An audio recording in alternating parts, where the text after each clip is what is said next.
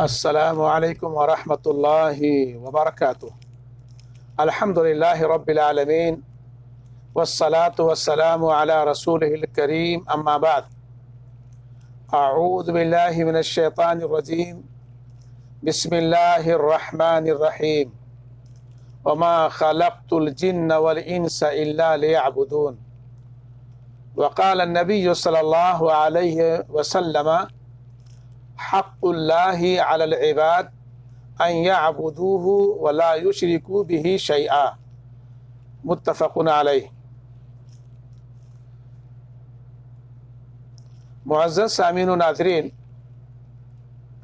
کتاب اسلامی عقیدہ کتاب و سنت کی روشنی میں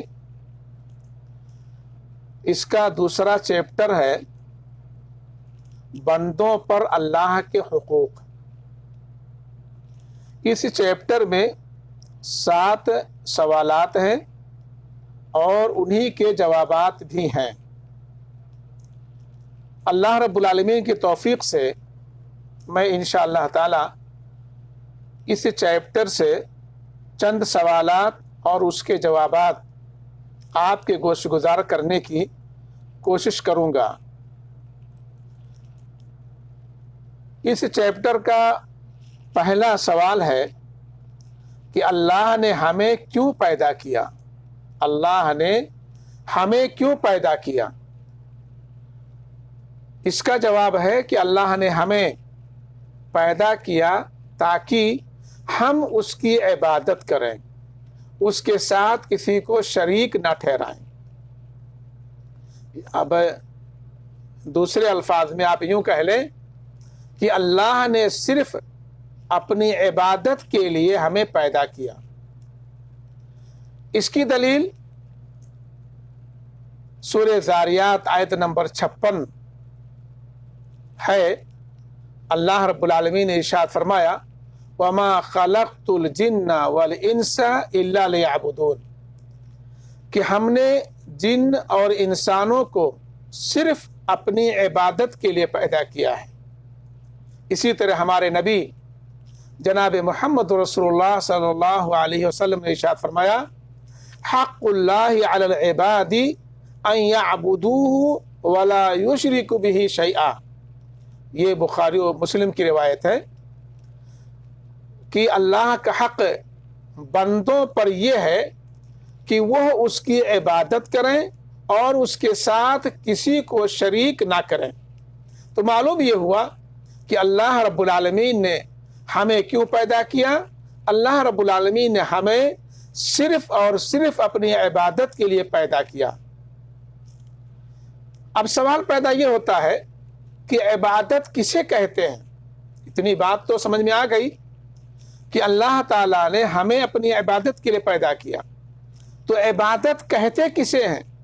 تو اس کا جواب ہے کہ عبادت ہر اس گفتار و کردار کا نام ہے جسے اللہ تعالیٰ پسند کرتا ہے، مثلا دعا، نماز، خشوع وغیرہ۔ دلیل اللہ رب العالمین کا یہ فرمان قل ان صلاتي ونسكي ومحياي ومماتي للہ رب العالمین، کہہ دیجئے میری نماز، میرے تمام مراسم عبودیت، میرا جینا اور میرا مرنا سب کچھ اللہ رب العالمین کے لیے ہے۔ سورہ انعام آیت نمبر 162۔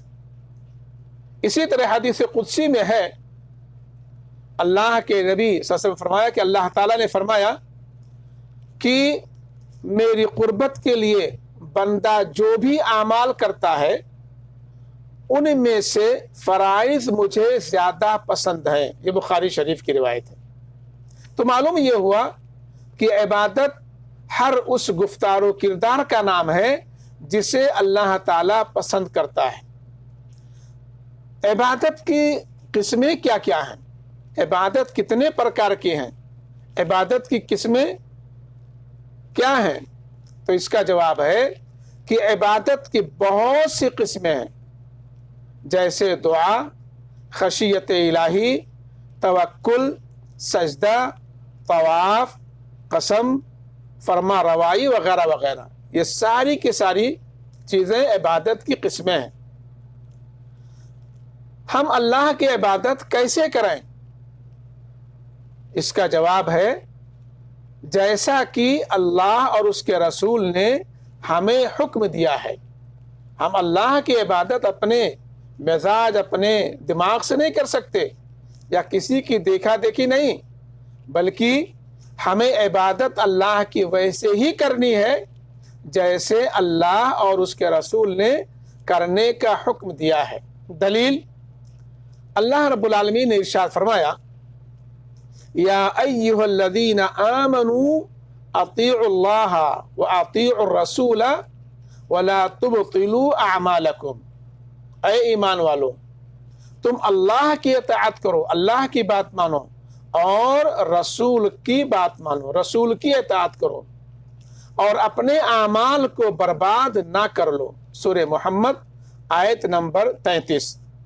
اسی طرح حدیث پاک میں ہے، مسلم شریف کی روایت ہے کہ اللہ کے نبی نے فرمایا من عامل عملا لیس علیہ امرنا فہو رد، کہ جس کسی نے ایسا کام کیا جس کا ہم نے حکم نہیں دیا ہے تو وہ مردود ہے، غیر مقبول ہے۔ تو معلوم یہ ہوا کہ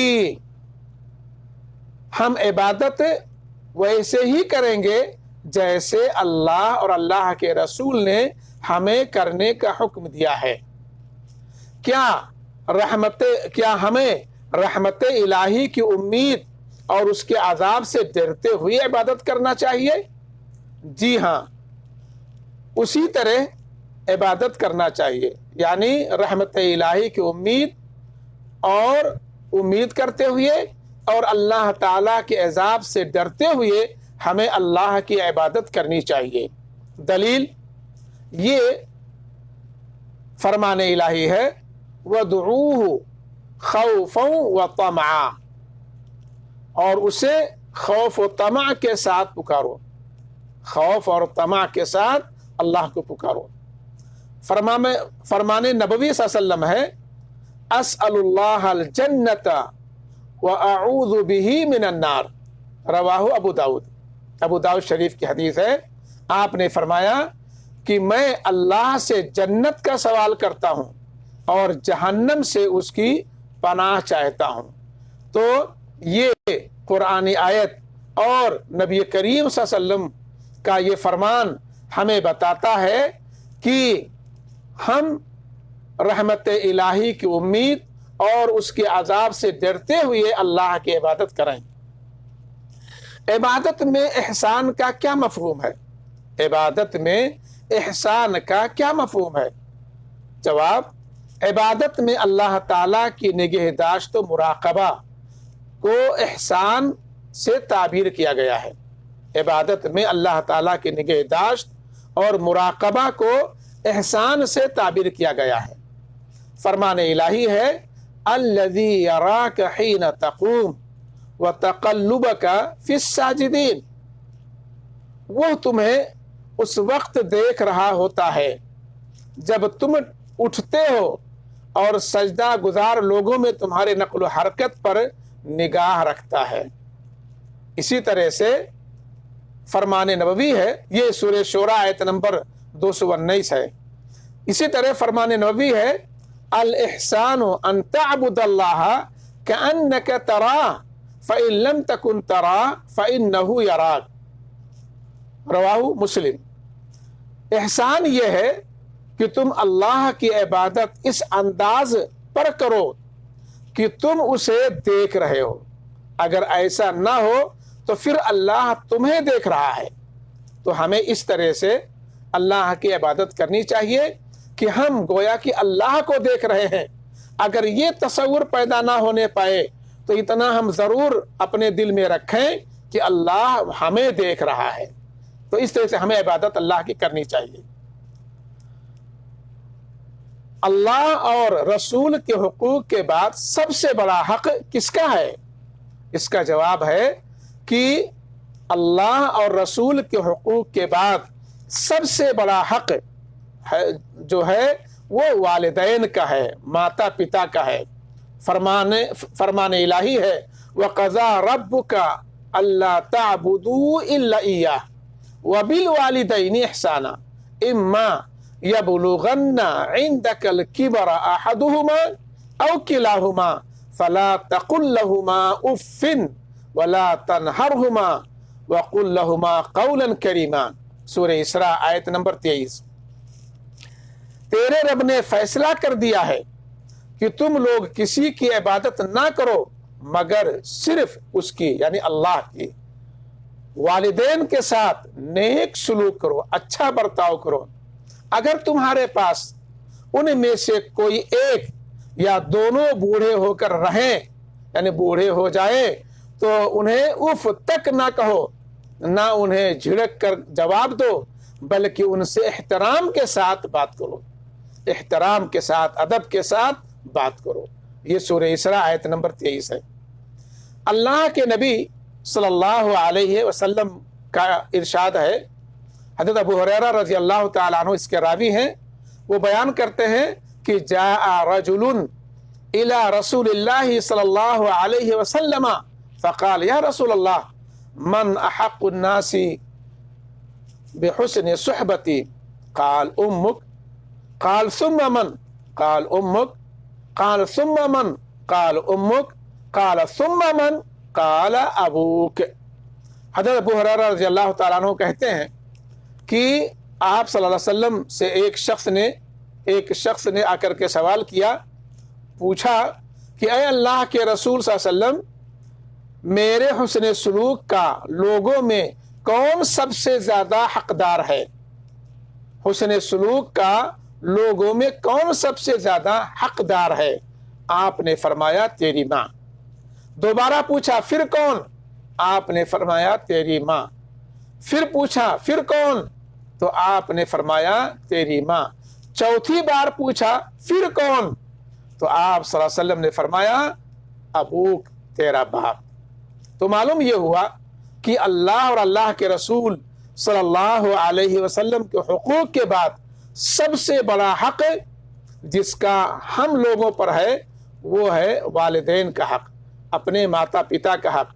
لہذا ہم مسلمانوں کو چاہیے کہ اللہ اور اللہ کے رسول کی عبادت کے ساتھ ساتھ اپنے ماتا پتا والدین کے ساتھ اچھا سلوک کریں، خاص طور سے اگر وہ بڑھاپے، وہ دونوں یا دونوں میں سے کوئی ایک بڑھاپے کو پہنچ جائیں تو ہم اف تک نہ کہیں اور نہ انہیں جھڑکیں۔ اللہ رب العالمین سے دعا ہے کہ اللہ تعالی ہم سب کو صحیح العقیدہ بنائے، اللہ رب العالمین ہمیں توفیق بخشے کہ ہم اپنے ماتا پتا والدین کے ساتھ اچھا سلوک کریں تاکہ دنیا اور آخرت میں کامیاب ہوں۔ ربنا آتنا فی الدنیا حسنہ وفی الآخرۃ حسنہ وقنا عذاب النار۔ صلی اللہ علی خیر خلقہ وآلہ وصحبہ اجمعین برحمتک یا ارحم الراحمین۔ والسلام علیکم ورحمۃ اللہ وبرکاتہ۔